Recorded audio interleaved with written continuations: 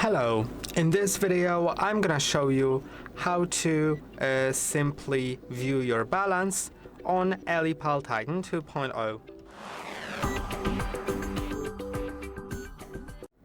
And it's very simple. All you need to do is have your Ellipal app connected on your mobile device. Then you'll see your balance.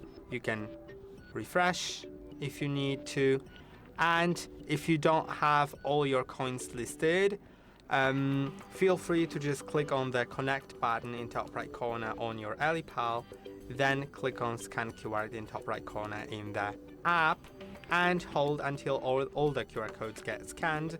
Now connection will be successful and you'll see your balance. You can refresh it, and of course to make any transactions, to send any assets, you'll need both your app and your cold wallet. And of course you can watch a video on it on our channel.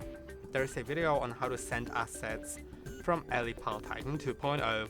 I hope that this video was helpful. Don't forget to like and subscribe. See you in the next one.